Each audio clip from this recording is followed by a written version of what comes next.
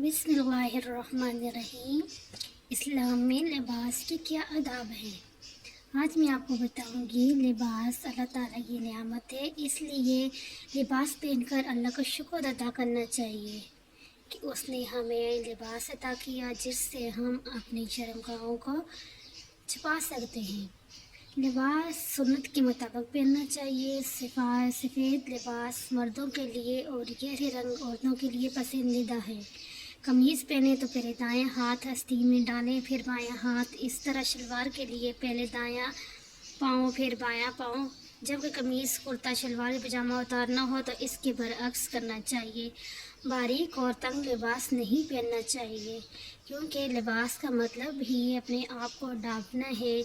बारीक और तंग लिबास में जिस्म की नुमाइश होती है, इसलिए हमारे प्यारे नबी सल्लल्लाहु अलैहि वसल्लम को ये बिल्कुल भी पसंद नहीं था तंग और बारीक लिबास।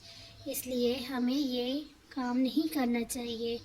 लिबास हमेशा ऐसा पहनना चाहिए जिसमें हमारे जिस्म की नुमाइश ना हो।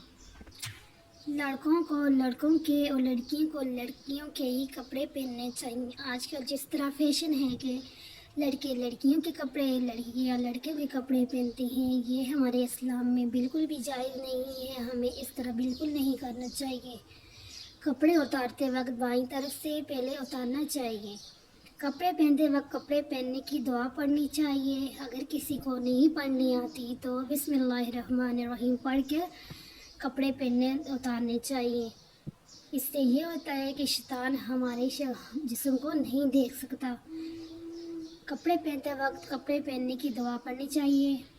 मर्दों को शलवार टखनों से ऊपर रखनी चाहिए।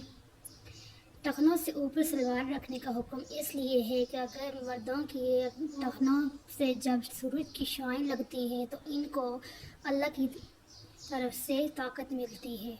औरतों को शलवार टखनों से नीचे रखनी चाहिए। औरतों के अगर टखनों पे सूरज की शाइन पड़ती हैं तो जी इससे औरतों को बहुत से नुकसानात होते हैं। इसलिए हमारे भाई नबी सल्लल्लाहु अलैहि वसल्लम को ये भी पसंद नहीं था कि औरतों की शलवार टखनों से ऊपर हो। इसलिए हमें सलवार को हमेशा टखनों से नीचे ही रखना चाहिए।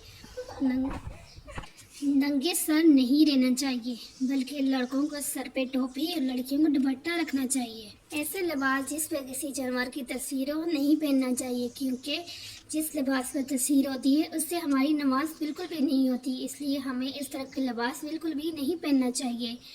कपड़े झाड़ कर पहनने चाहिए।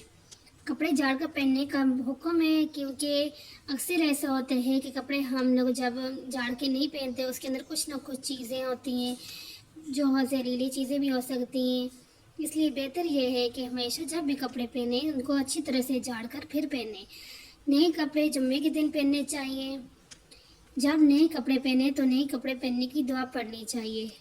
ये ज़रूर पढ़नी चाहिए। अगर किसी को नहीं आती तो वो ये बोले कि अल्लाह तेरा लाख लाख शुक्र है कि तूने मुझे ये नए कपड़े पहनने के लिए दिए।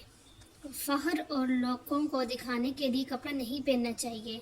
कभी भी किसी को दिखाने के लिए कपड़े नहीं पहनना चाहिए। अगर आपको अल्लाह ताला ने अच्छे पहनने की तौफीक दी है तो उस पे अल्लाह ताला का शुक्र अदा करें और उन लोगों को देखें जिनके पास ये चीज़ें नहीं हैं तो अल्लाह का लाख लाख शुक्र अदा करें कि उसने हमें पहनने के लिए अच्छे कपड़े दिए हैं।